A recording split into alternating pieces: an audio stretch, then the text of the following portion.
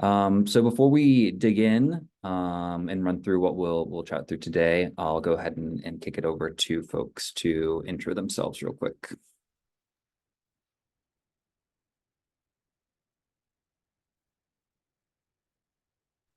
Hi, everyone. My name is Alyssa Ackerman. I use she, her pronouns, and I am an associate vice president on the digital accounts team here at Mission Wired.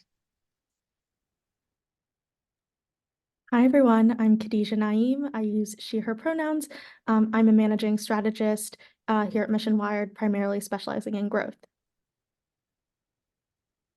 And hi, that's me, Matt. I'm on the creative team and I will be moderating our discussion today.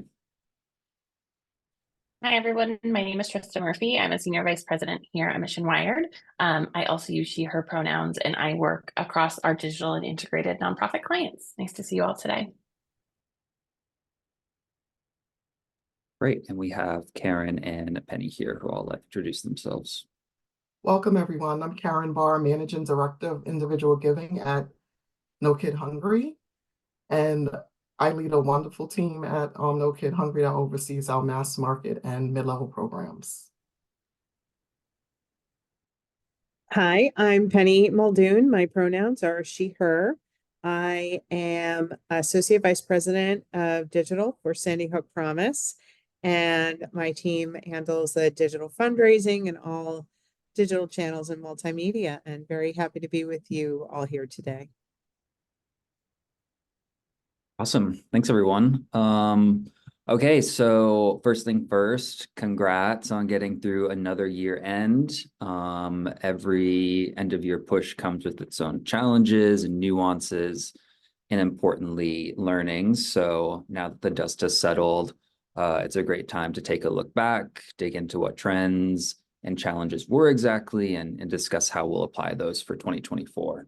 So today we're going to spend the first 20 minutes or so going through some results and trends for strategies across channels that we saw here across our nonprofit partners at Mission Wired. A lot of this is pulled from an end of year report we put out. If you don't have the link to that, we can make sure you get it before you all leave. But yeah, after that, we'll get into a roundtable discussion. I have some questions that I'd like to ask our panelists, but we'll also have a Q&A function enabled here in the Zoom. So feel free to plug in questions at that time to help drive the discussion. We'll make sure to get as many questions in and answered as we can. So yeah, to start it off with end of the year by the numbers, I'll pass it to Alyssa and Khadijah to take us through what we have here. Great. Thanks, Matt. So we're going to start off by setting the stage by sharing some of our Mission Wired client results as our 30,000 foot view to really help us dig into the tactics that support these numbers. Before we jump in, we do want to remind everyone that if some of these results don't line up exactly with what your end of year experience was, that's totally okay. We're using these numbers as a way to share opportunities so that we can all maximize our organization's personal efforts moving forward. So with that, Khadijah is going to share some of our outcomes that we saw between November and December 31st.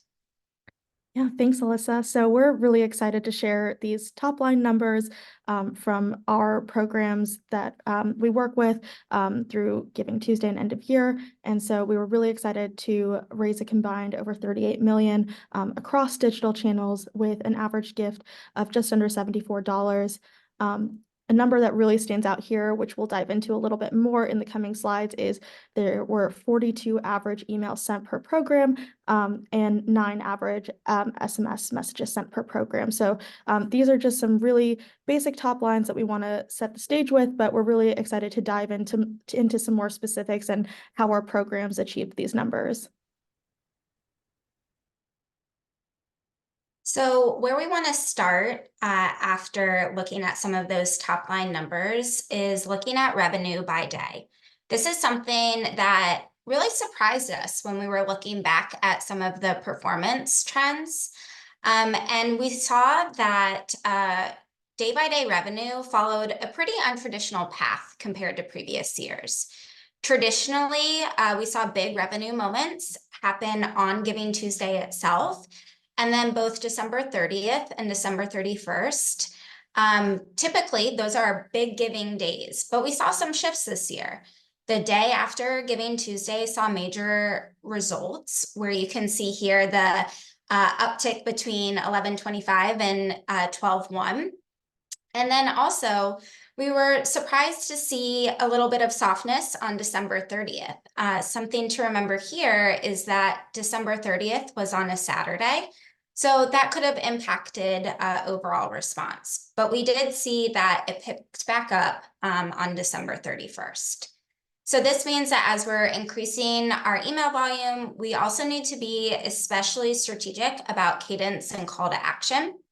And we want to make sure that we're maximizing the moments leading up, in between, and after these key dates to take the pressure off high traffic and highly competitive moments. So what we saw across clients, and something that you can take with you as you're looking at your communication calendars, is many organizations set up mid-month deadlines. They ran additional seasonal campaigns and flash matches, and these tactics really help support overall growth and didn't put all their eggs into one basket.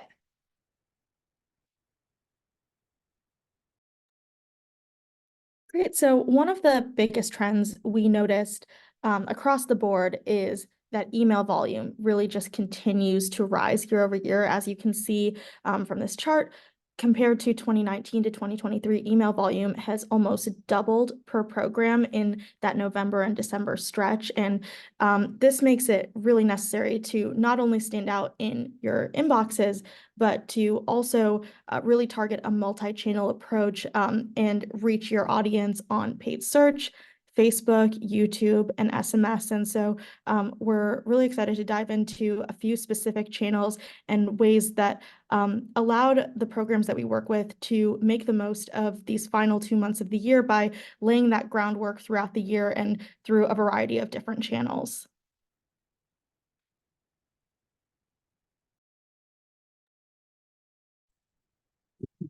Hi there. As you can see here, Sandy Hook Promise has had a pretty significant growth in our SMS channels, not just as a proportion of revenue, but as overall net revenue. We've been, part of the reason for this is with the privacy challenges with paid social acquisition and increasing stringency with email deliverability. The diversification with mobile has been very critical. And in addition to the revenue, it's also helped us with mobilization during key moments, either in terms of a rapid response or in terms of a legislative opportunity where we really needed to churn up grassroots support. So we found it to be very helpful. One of the things that we leaned into this year was leveraging multimedia and longer form messages for storytelling and sort of serial storytelling. And we found that combined with the immediacy of mobile was very powerful. And we've also been able to take advantage of some features you might be familiar with from email, with personalization and customization, and allowing us to easily flow in things like most recent contribution, highest recent contribution within the asks and within that messaging. So definitely a great tool to have in the toolbox. Great. So laying the groundwork consistently and early can make a huge difference for your program when you get to those final months of the year. Giving Tuesday and end of year are typically the only times of year where you can really count on being able to convert leads outside of emergency response moments for direct response organizations, or other times of the year where you can't foresee changes in the environment. And so laying the groundwork through acquisition, whether that is in the months just leading up to end of year, as you can see here, we had 16 nonprofit members who saw 100% returns on investments made in just the final quarter of the year, pay back by December 31st. But we've also seen really fantastic success with members who start that acquisition early and consistently throughout the year. And so we can hop over to the next slide here, which features a couple of case studies from the Digital Co-op, which if you're not familiar with the Digital Co-op, definitely grab some time or throw a question in there because we'd love to talk about this more. But the Digital Co-op is the first of its kind list growth tool that uses cutting edge machine learning technology to be able to analyze the behavior of your email file and then matches you with the best prospects and leads who are most likely to convert to your program. And this works especially well during those big moments like Giving Tuesday and end of year. And so we have a couple of case studies here that show how consistent list growth throughout the year can have such a big impact on your program during those final few weeks. So this nonprofit organization number one had consistent list growth investment pretty much throughout the entire year. And when they got to December, names acquired from the co-op made up a majority, over 50% of their revenue for that end of year stretch. And this nonprofit organization number two made consistent investments throughout the year, but really increased that investment right ahead of November and December when these names are really primed to give, and saw over a 500% ROI on that December acquisition in just 1 week. And so these stats are really incredible to share, but that is all to say that laying the groundwork early and consistently is really key to having the most impact on your program in during Giving Tuesday and end of year. Also important during end of year is paid search. So a lot of organizations have seen over the last few years paid search drive very strong results for them during major giving moments. But with paid search, among other things, it's not set it and forget it. So we have found that continued optimizations do help to increase efficiency of your paid search program. So it's important to keep an eye on your bids and keywords throughout these giving moments. So we have some results here that we want to share. So one nonprofit saw a 128% increase in revenue year over year, while decreasing spend by 12% year over year over paid search. This is kind of the dream to see an increase in revenue and a decrease in spend. And that is really showcasing the opportunity for optimization so that you're able to position where you're spending on what is actually performing. And another nonprofit's optimized search campaign helped them increase revenue 27% year over year. So this is really to say that investment in paid search is really important. And along with that is making sure that you are optimizing those bids and keywords throughout to leverage this channel.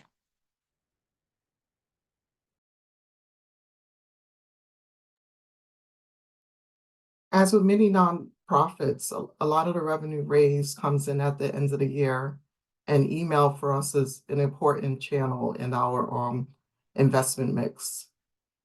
And we employ a number of different fundraising tactics to be successful and to mix up the messaging, also mix up the look and feel of what supporters are receiving in their inbox. The creative on the left is a typical fundraising tactic that we use with our house file audience, and was sent more towards the end of the year when we wanted to increase that sense of urgency. This campaign, this particular email did very well for us, and is something that we'll definitely use again going forward. And as you can notice, also with that fundraising tactic, we also couple it with a match. It also mentioned the tax deductibility of the gift. And in order to mix things up, if you look in the towards the middle creative, this is more of a long form message that was successful with both our mass market and also our mid-level audience. We try to figure out the right, mixing cadence of sending these messages to our mid-level audience. And both audiences responded to the middle message quite well. And then also, lastly, we also want to try to bring back lapsed donors into our fold as well, because end of the year is a great time to not only get donations from active donors, but to also reactivate your lapsed donors. And using a supporter card tactic is a great way to kind of bring that into the fold. And also employing a number of fundraising tactics as well, equivalency buttons, and also the box up top just really, states the urgency of the gift. So all three of these emails perform very well for us, and something that we would, love to test different variations going forward. Great. So to dig into a couple or a few other creative trends we saw across partners, obviously, a lot of tried and true things like countdown clocks, supporter records, top graphics with calls to action. But this year we saw a lot of graphics with movement, as you can see from the samples here. And this really allowed for a number of things across email in particular. First, these really stand out a lot more compared to all the static graphics that supporters are seeing at year end. So it really provides a great opportunity to capture someone's attention quickly. And then it also gets the message across in a more elevated way, right? In the top left, this is an example from our partners at TechnoServe. It really builds immediate affinity between a donor and someone their gift can actually impact. And then the Save the Children example as well really drives home match equivalency in a bigger way. And then, of course, a direct-to-camera appeal like this example from HRW really amps up the urgency in a direct, personal way. And these movement elements are what we saw for creative tactics across the board that really worked well. And then another thing we saw nonprofits stand out with is graphics that really coupled still imagery with hand-drawn elements. It really makes the creative pop, like you can see here from this Feeding Westchester example. It's a great way to elevate your brand while really stand out among the competition. And then subject lines, of course, got to drive those open rates. And this is a sampling of what we saw for really, really strong subject lines, just demonstrating how that strong copy yielded high open rates across the board for year end. So that's the roundup there. We're excited to dig in and get into some questions. Like I said at the start, the Q&A function should be functionable. So feel free to drop questions there, but I'm going to start with some questions for Penny and Karen to get things going. And I think really what we'd like to begin with is what surprised you at year end. And based on those surprises and what you saw, are you adjusting any of your strategies for 2024? Karen or Penny, feel free to kick us off. Well, I think for No Kid Hungry, what surprised us is, as some of you may know, No Kid Hungry is a US-based organization, and with some of the media attention on some of the international market, we've had to employ different strategies and fundraising tactics to gain some momentum. So really doing some innovative things in our paid search campaigns, doing different types of emails, and also figuring out a way to just kind of stand out in the crowd, being that the media attention was elsewhere. And for the most part, that definitely worked out for us. Yeah, Similarly, Karen, we've been tracking what's been going on in the world as a domestic organization. And I think the thing that we were pleasantly surprised about is just the continued deep commitment that our supporters have for our cause. And I really think a lot of the key to that is very personal, very authentic storytelling, and elevating and bringing new voices from the gun violence prevention movement into our fold has really helped us continue to resonate and keep people coming back, despite everything else that's going on in the world. Yeah, we talk a lot about, meeting supporters in the moment they're at, and, rightly so. A lot of philanthropic intention is focused on what's happening in Gaza right now. And Trista, Alyssa, Khadijah, I'm curious across our other partners in terms of what Penny and Karen are saying. What did you do creatively to kind of stand out and really kind of reemphasize the mission of our nonprofits we're working with? Yeah, I can start here. I think really doubling down on those tactics that are so tried and tested, that work well all the time, especially as we were going over that creative section in the presentation. I think just finding ways to visually stand out, and using, your match to the full capability that it's available, using just whatever you can to stand out in inboxes. I know that something that was on that final slide was about subject lines. We've done a lot of testing and data work around subject lines that's been really impactful for some of our programs, so that when it gets to those really big moments, what works and what will continue to drive revenue in the door, even when most attention is being directed to larger, more international crises.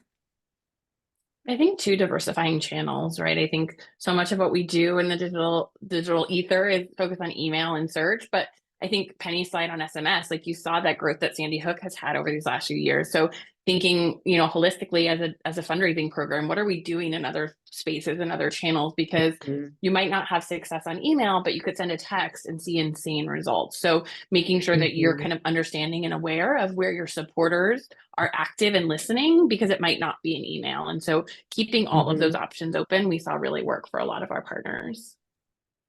I think too, the opportunity to give your supporters and prospective supporters the chance, if they hadn't seen it, in their inbox, if they missed it, but an email did really well and you're hoping to, squeeze a little more out of it. Think about those resends and being nimble there. Not every organization is going to have the budget to add additional channels. So thinking about the channels that you do have, and being able to stay nimble at this time and really leveraging what works for you and your organization is something that I saw a lot of organizations needed to get comfortable doing in the moment versus having their whole communication cadence planned out and locked in. Awesome. While we're on the topic of SMS, we have a good question from Seth, which is, as SMS matures, what trends are you seeing in terms of effectiveness, as well as potential fatigue and disengagement? Yeah. You want me to take that? Yeah. Okay. Yeah. We actually see less fatigue in SMS than email.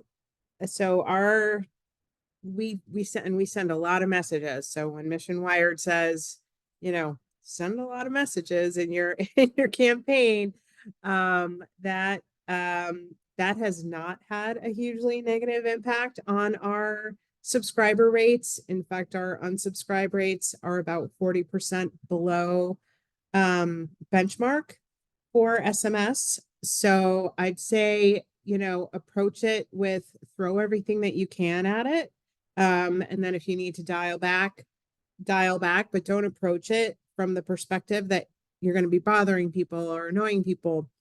Because then, then you won't be able to be as adventurous as you need to be to make your program as profitable as possible.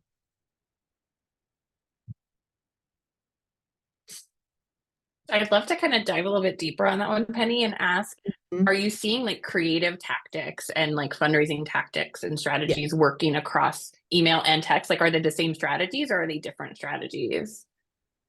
So they're similar for sure. So we use similar graphics with, highlighting the match. So an animated GIF with 3x, that kind of stuff. We'll also use a mini GIF of whomever our signer is, or our spokesperson. We'll use a little bit of animated video clips, which are essentially GIFs in these messages. We're able to use similar tactics that are similar to email, using your HRC, your MRC to personalize the message and kind of get those pending gifts. And we do, as far as tactically, send fewer text messages than we do emails typically. But I think it's also really important to have the right text platform so that you can be as nimble as possible. So that and so that you can ensure that your messages are getting out the door when they're intended to get out the door, because there can be a lot of lag, especially on a Giving Tuesday, a New Year's Eve. There's a lot of competition for bandwidth there. So making sure that you're managing your deployments really effectively, keeping an eye on that, because you don't want to be sending people text messages at 3 o'clock in the morning on New Year's Day, because then they won't love you anymore. So those are some of the big takeaways. Awesome. That's great, Penny. Thank you. Something I'd love to hear from both of you, Penny and Karen, while we're kind of on the topic of volume and this question about potential fatigue and disengagement. We have a big election coming up. Obviously, a lot of multitude of donors are receiving asks from campaigns and being inundated with media coverage of campaigns. How are you factoring that into your planning for 2024? I think going back to something that Penny mentioned earlier about like just your authentic message and your mission. So, these folks join your mission for a reason. And if you have something important to say and you could talk about the impact of your work, you have something engaging to say, and just employing some of those fundraising tactics that Khadija talked about in terms of subject line testing, making sure your messages get read. So I think there's a number of things that you can do to kind of beat the inbox. But the reality is there's going to be a lot of messages, out there, towards, closer and closer to the election. So really thinking through your strategy and how you can break through, is really, really important.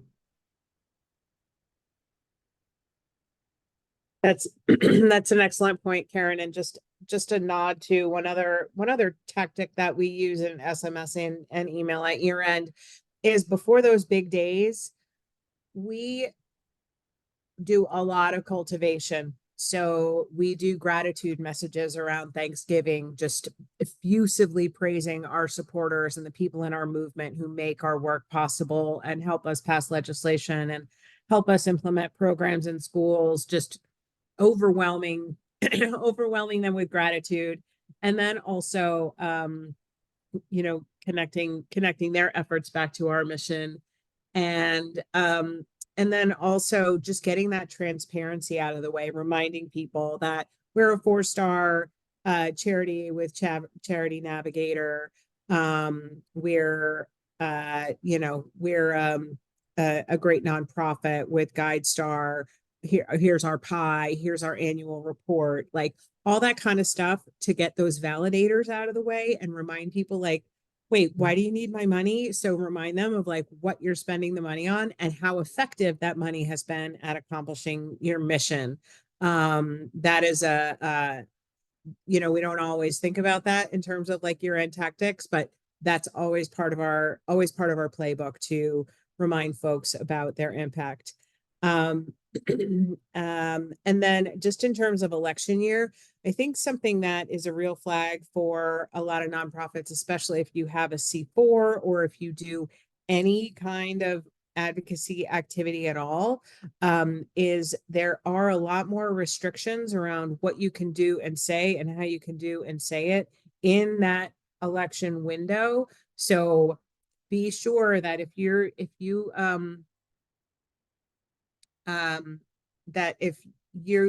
do advocacy related fundraising, that you have to be really, really careful because there's sort of a blackout window, I think 12 weeks before election day. And for those of you who work on issues that could be perceived as controversial, they're defined as wedge issues. Like you got to be careful how you engage with legislators, what you send out and all that kind of stuff. So that's a huge watch out for election year. Also, I think a real important strategy for election year is just knowing that like those weeks before the election day, those are going to be really expensive ads because the market is saturated, and those are going to be folks who are pretty fatigued after being bombarded with ads. So the effectiveness of your ads will probably not be as much. So do your planning, do your timing. You might want to heavy up in a time that you're not ordinarily advertising. So that would be our thinking for election year stuff. Thank you very much.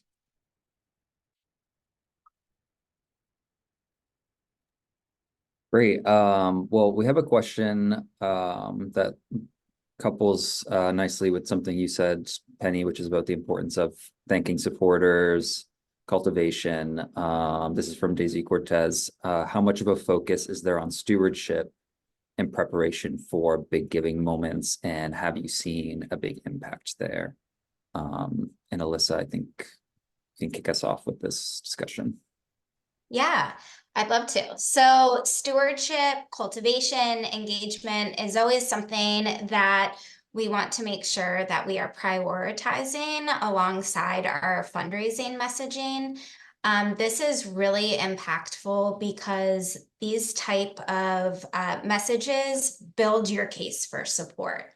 So oftentimes they're looked at of, we need to raise money now. We can't have a non-fundraising ask in the calendar, where actually this can impact your fundraising in a positive way if you are priming your donors and prospects to really show that they are a part of your mission. They're part of solving the issue. And showing that true impact. Penny noted a gratitude campaign, and this is an awesome opportunity to not only do around the Thanksgiving timeframe, but also thinking through a lapsed reactivation strategy. How do you get them back in the fold? Remind them about their impact. And oftentimes stewardship messages do see some revenue attached to it. So it's really important to be thinking about those moments and how they can work together to reach your fundraising goals. And I think too, if you even take a further cross section of that and you look at like particular audience types, when you're thinking about your mid-level, your sustaining gift givers, right? Really priming them before the ask to say, this is all the work you've helped us do up to this point. And then the ask comes as a kicker to say, and this is what you can continue to help us do.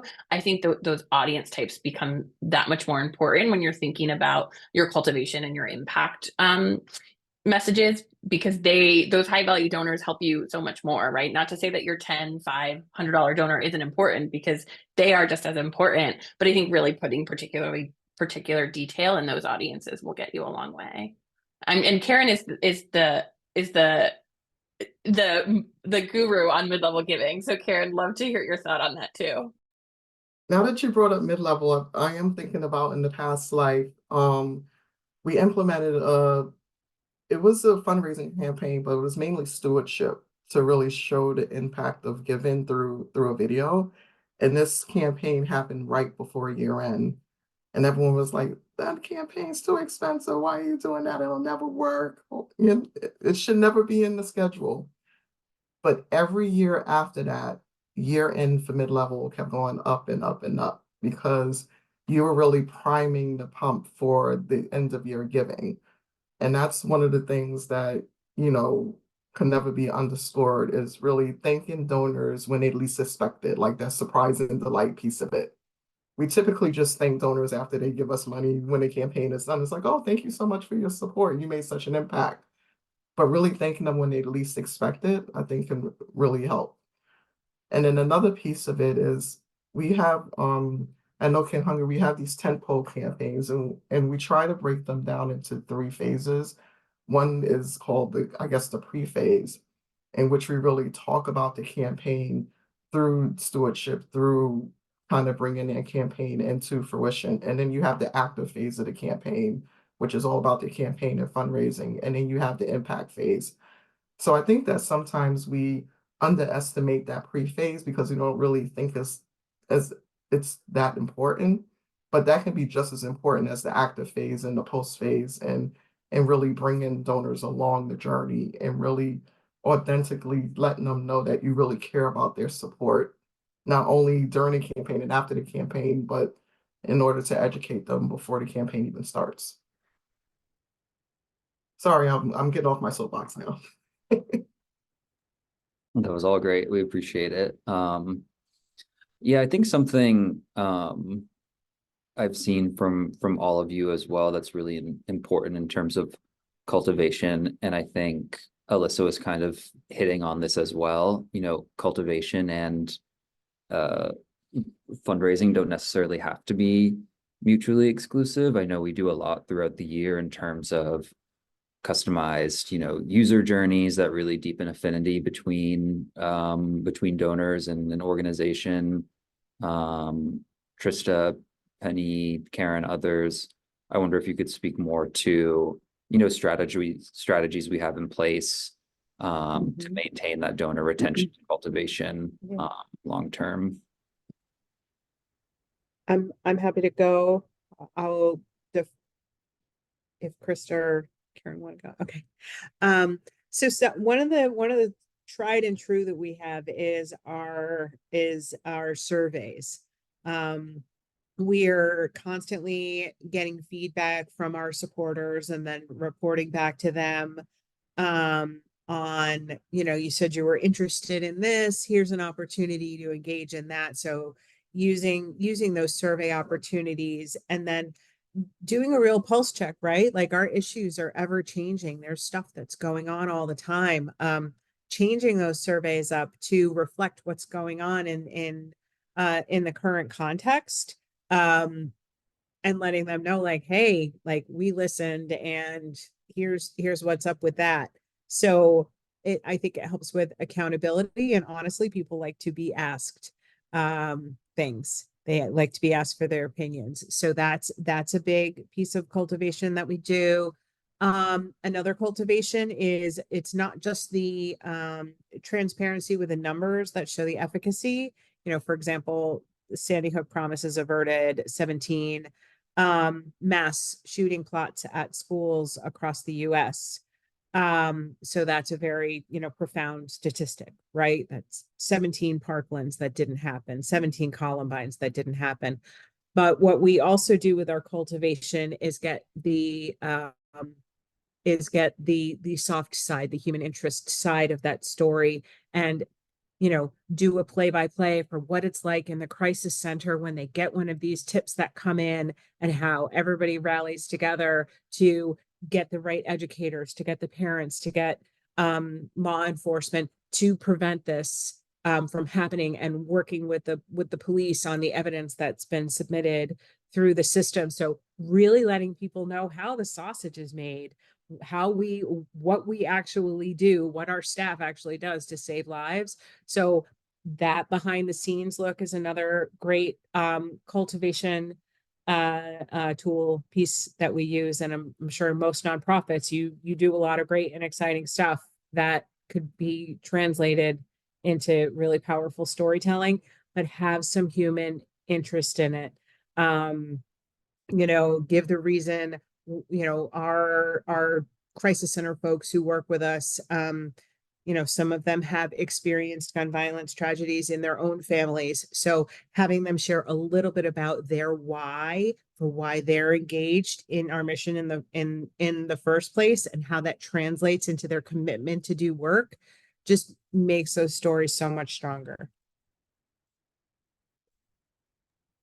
Yeah, I really want to emphasize what Penny said about adding the level of human interest to those cultivation messages.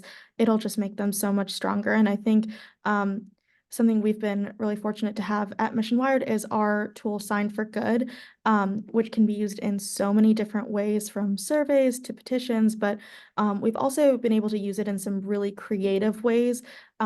For one of our partners, we've been able to do a track a shipment for humanitarian aid, where you can click through this interactive experience and see each step of the way that their support then goes into a shipment that gets packed and gets sent to a really critical region. And your audience gets to follow along this journey in a really personalized way and gets to see up close how their support is making an impact. And for other organizations, we've been able to do like fill a backpack before the school season starts, or fill a plate and things like that. And so I think having the technology to make really interactive cultivation campaigns has been really critical for just making those engagement messages really stand out. And I think the number one thing that we oftentimes don't do well as an industry is thinking about donors before they lapse, right? So thinking about how you recapture those donors before they get to the point of non-interaction with you. And so making sure that you're putting that thought process and that strategy at the forefront of what you're doing. And so taking a look at your metrics to say, okay, we notice at month 6, we lose 10% of our email audience. Okay, so what are we going to do at month 6 for someone that's going to keep them engaged and keep them coming back? And I think, Khadijah, some of the things that you said, like the track a shipment and build a plate, right? Those are prime creative engagement examples that don't take a lot, right? They don't require a donor to open up their wallet, but it engages them and it reinforces all the messages that you want to say about your mission that keep people engaged with you in the first place. Awesome. One thing we haven't talked about quite yet is growth. So I'm curious how you're all thinking about growth for the months ahead, particularly with acquisition. What are kind of thoughts and strategies, particularly with how things should go for year end? Pass it to anyone who wants to start there. I can start.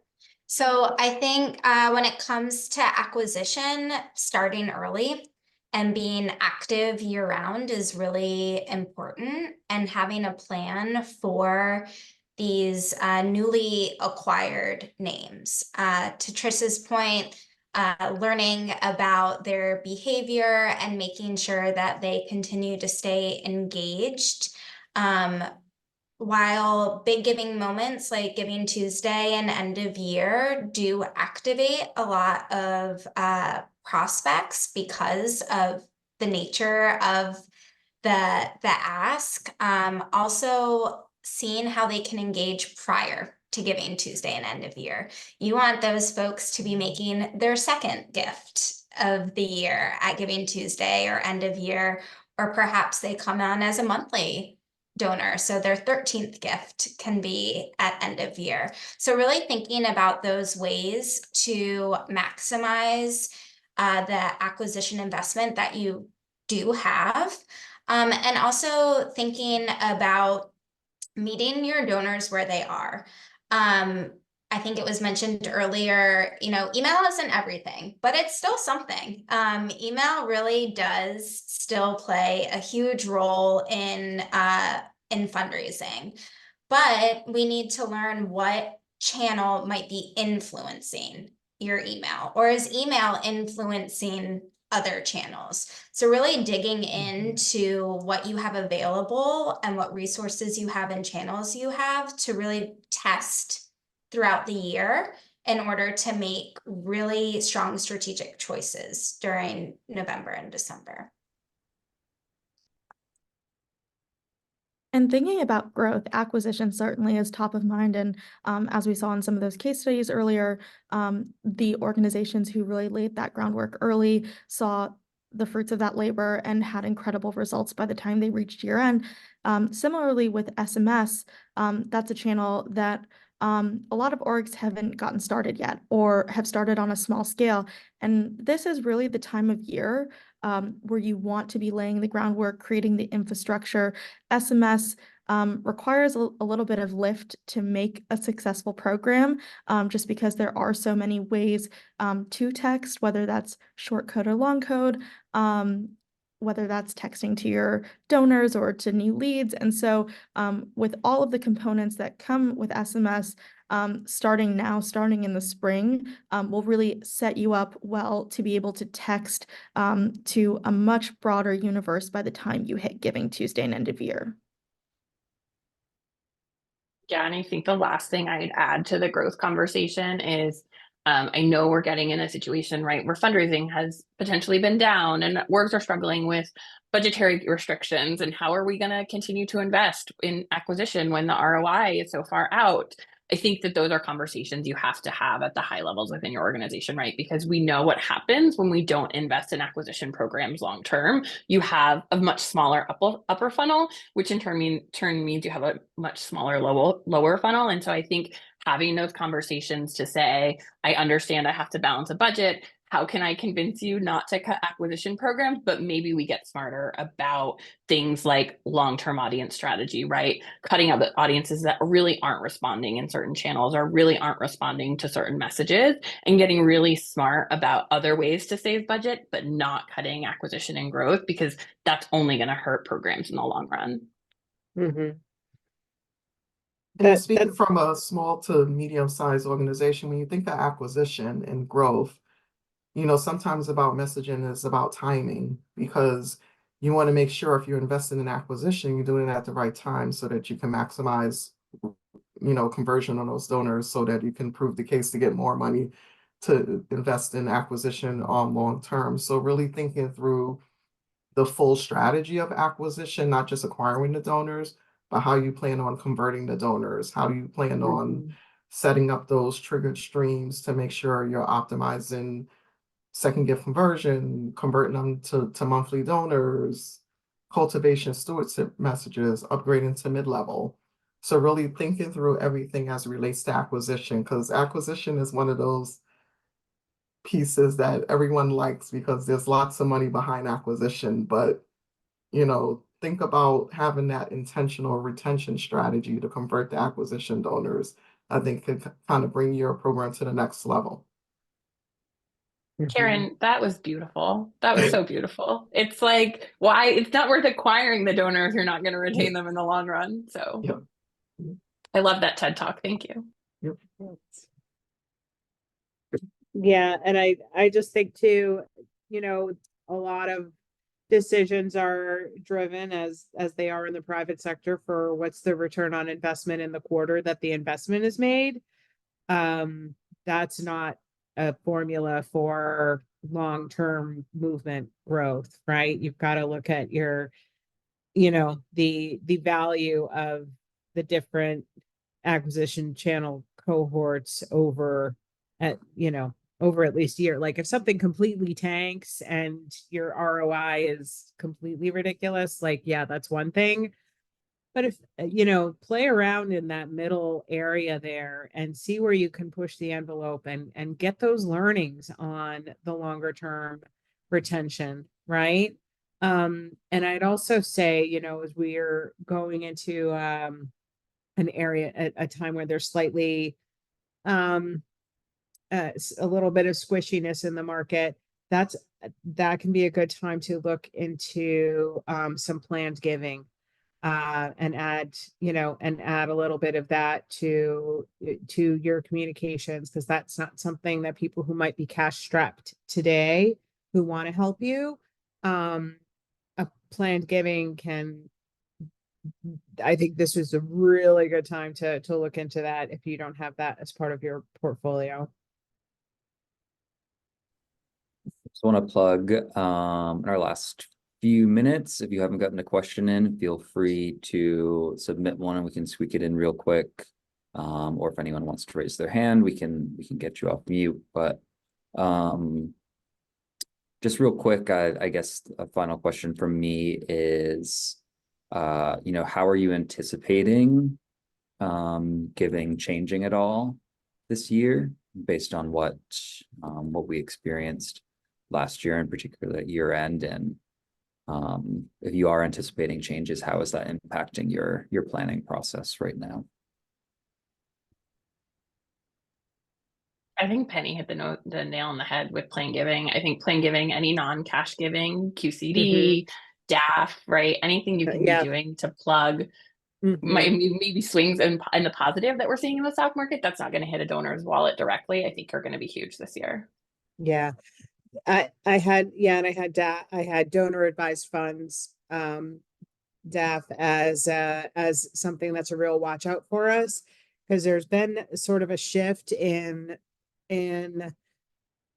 donor advised funds in general. So it used to be like the mean portfolio was $100,000, which was pretty much like, only your more affluent supporters.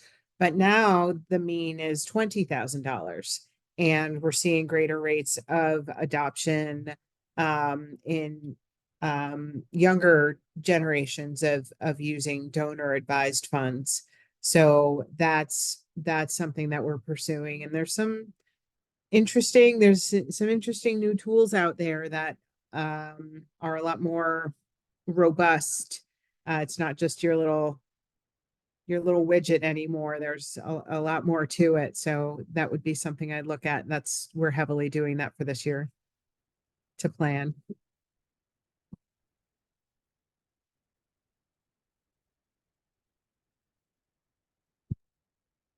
Anything else in terms of changes or lessons learned from year end that are informing your plans for the coming months? Yeah, I think a trend that we noticed this year, which Alyssa touched on at the beginning of the call, was revenue at year end and Giving Tuesday is a lot more spread out over several days versus just that really critical Giving Tuesday or New Year's Eve. And so as we think about planning our programs, calendars, and big moments, also on paid media, for example, starting your campaign at the top of the month so that it runs for much longer than previously. Starting your email campaigns with some previews, extensions. The market is just so much more saturated than ever before. So really making the most out of your campaigns and not necessarily putting all of your eggs in that one day basket, I think will really set your program up for success.